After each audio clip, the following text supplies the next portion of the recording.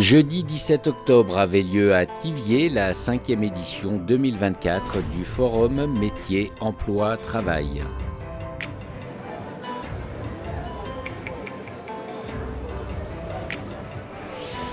Cette manifestation, organisée par la communauté de communes Périgord-Limousin, le club entreprise du Haut-Périgord et la mission locale, a permis de découvrir différents métiers à travers des ateliers et des démonstrations.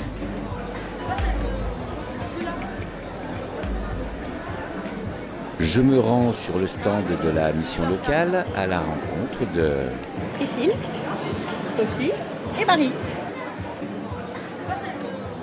Quel est le rôle de la mission locale dans cet événement ? Alors, la mission locale, déjà, elle permet que ce forum ait lieu, puisque c'est la 5e édition du forum MET, Métiers Emploi Travail, et que la mission locale fait partie des 3 organisateurs de ce forum.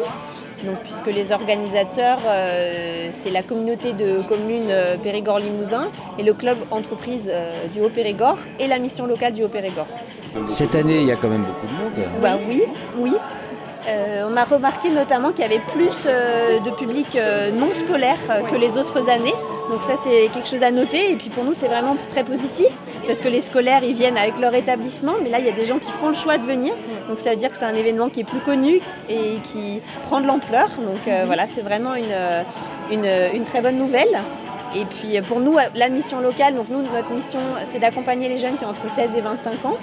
Et donc qui sont sortis du système scolaire. Mais donc c'est important d'informer les scolaires pour qu'ils sachent qu'on existe, parce que si un jour ils ont besoin de nous, qu'ils sachent qu'on est là.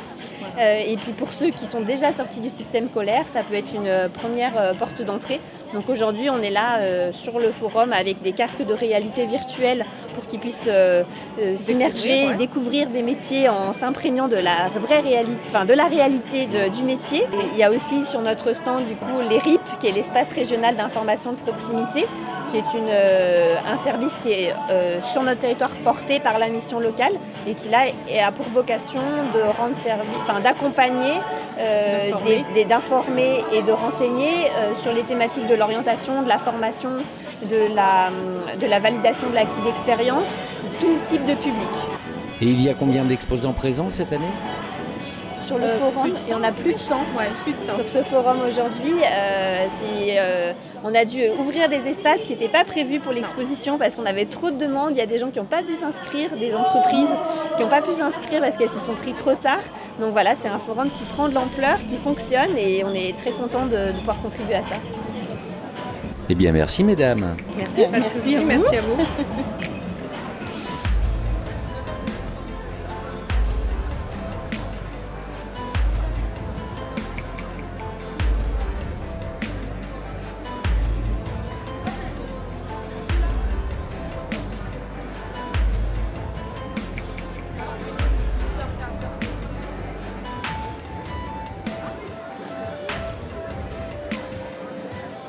Sur le stand de la CMA, je rencontre Fabrice. Fabrice, bonjour. Bonjour. Vous êtes professeur ? Oui, tout à fait. Enseignant en carrosserie pour la CMA de formation des métiers à Boulazac. Voilà. Donc mon métier, c'est de former les jeunes, leur faire découvrir le métier de la carrosserie peinture. Qu'est-ce qu'on peut attendre de ce forum ? Ce forum est là pour permettre aux jeunes justement de découvrir tout un tas de métiers qui est présent aujourd'hui sur la journée. Et justement, sortis de 4e, 3e, s'orienter. Le forum leur permet de s'orienter, d'avoir des réponses à leurs questions et puis justement de préparer en fait leur avenir et de les préparer suffisamment assez tôt au niveau du métier de l'apprentissage. Car le métier de l'apprentissage, c'est aussi avoir un patron. Et avoir un patron, c'est pas quand on finit ses études en juin qu'on va chercher un patron sur juillet-août pour la rentrée de septembre. C'est un peu court. Les places sont limitées, donc ce qui est bien, c'est de s'y prendre en avance. Donc ce que je leur conseille aujourd'hui, c'est déjà de s'y prendre 8-9 mois à l'avance, c'est déjà bien, d'avoir déjà ce projet, de démarcher des patrons qui soient susceptibles d'avoir des apprentis. Et puis justement, comme ça, d'avoir déjà une première démarche, choisir le patron, avoir les démarches pour signer un contrat, pour justement leur offrir une place après en mois de septembre pour l'apprentissage. Voilà. Et vous enseignez au lycée de Boulazac. Boulazac, voilà. C'est ma formation à Boulazac. Voilà. Merci Fabrice. Merci bien, belle journée.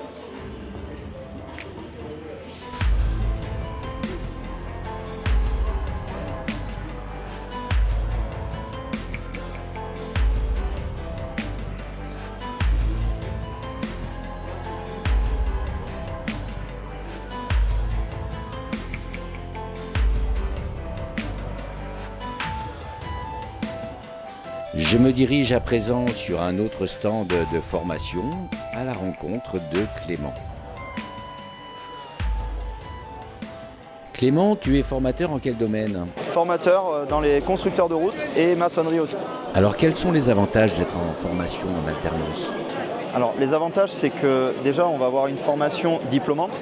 Ensuite, on va avoir quelque chose qui est vachement intéressant dans le principe où on est en alternance 1 semaine au CFA et 2 semaines en entreprise. Donc on apprend un métier, mais on l'apprend vraiment, parce que c'est en forgeant qu'on devient forgeron. Et clairement, en étant rémunéré, il faut y penser à ça, c'est important. En étant rémunéré, on va acquérir une expérience de terrain qui est vraiment importante par la suite. Le diplôme, c'est évolutif. Clairement, moi, dans mon domaine qui est les travaux publics, on part d'un CAP, on peut partir après sur un BP qui est un équivalent au bac. Et tout simplement, après, on peut partir sur des BTS comme moi j'ai fait parce que c'est mon parcours. Et finalement, finir conducteur de travaux ou carrément chef d'entreprise. Le but, c'est surtout ça, c'est d'être capable de se dire qu'on commence en bas de l'échelle et on peut monter tout en haut en passant par de l'apprentissage. La formation se fait au CFA, donc BTP 24, qui est à Périgueux. Ça se fait donc 1 semaine sur 3 et en alternance. Et moi, j'explore la partie théorique et légèrement pratique, dans le sens où je leur fais travailler tout ce qui va être poste de bordure, poste de pavé, béton de finition, un peu de canalisation, de l'implantation. Et on voit en théorie tout ce qui va être enrobé ou enduit superficiel, donc gravillonnage. Tout ça, c'est notre module pour les constructeurs de route. Maçonnerie, on a un petit peu de maçonnerie aussi parce que c'est connexe. Donc on va faire tout ce qui est fondation, escalier et montage de murs en bloc. Ce que j'essaye de faire dans ma formation, c'est de les mettre un maximum en autonomie, qu'ils prennent confiance en eux, qu'ils prennent en autonomie. Ça, c'est hyper important parce qu'en entreprise, on a des délais et c'est quelque chose qui est vendu. Donc, c'est pas forcément évident pour les entrepreneurs de leur laisser la chance de le faire. Tandis que moi, je peux me permettre tout simplement de leur faire essayer et se tromper. Voilà, donc c'est l'avantage qu'il y a avec l'alternance, c'est qu'on peut se tromper un peu au CFA et après quand on est en entreprise, on le met en relation et on peut dire à son chef, ça je l'ai fait au CFA, est-ce que je peux essayer? Et du coup généralement on prend galon et on prend confiance et ça en fait des vrais ouvriers à la fin. C'est pas des gamins qui sortent de lycée pro avec de la théorie, je crache pas sur les lycées pro, mais ils sortent plus en théorie avec quelques semaines de stage. Mais là, ils ont vraiment un métier en main et ils travaillent 2 semaines sur 3 en entreprise, donc c'est vraiment qualifiant pour ça. Voilà. Eh bien, merci Clément.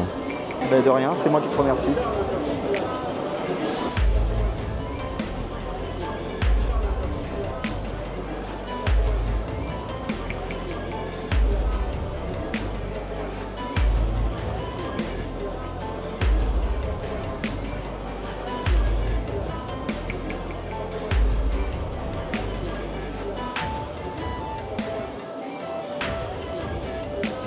Au fil des allées, je rencontre Mathis et son formateur sur le stand du pôle formation UIMM.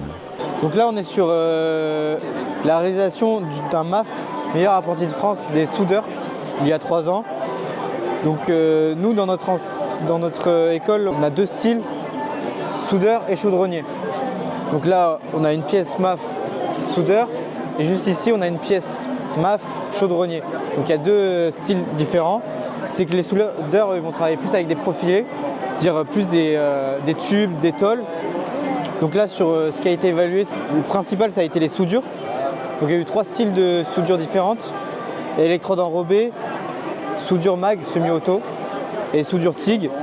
Donc ça, après, ça a envoyé un jury qui l'évalue, la qualité de la pénétration, de la chaleur, parce que chaque acier réagit différemment.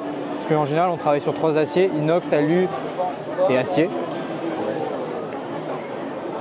Donc ça a été la pièce de MAF. Je crois qu'elle a gagné une médaille, celle-là. Donc ils sont partis sur ça. Et après, on a une pièce chaudronnée. Si elle a par exemple, eux, ils sont partis vraiment dans une boule tôle, un assemblage, mais il n'y a pas forcément de soudure. Eux, c'est vraiment, ils travaillent vraiment la tôle. Et en gros, en général, on travaille un peu avec les soudeurs chaudronniers, on travaille ensemble.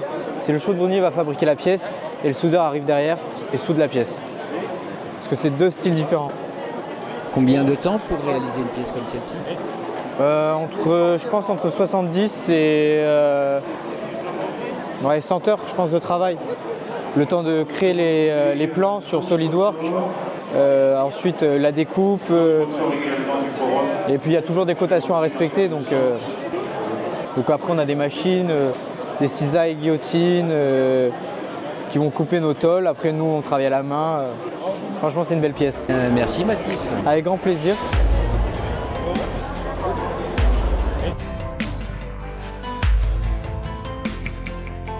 La journée se termine et je vous invite à venir visiter la prochaine édition du Salon des métiers, de l'emploi et du travail. On se retrouve très bientôt pour de nouvelles découvertes.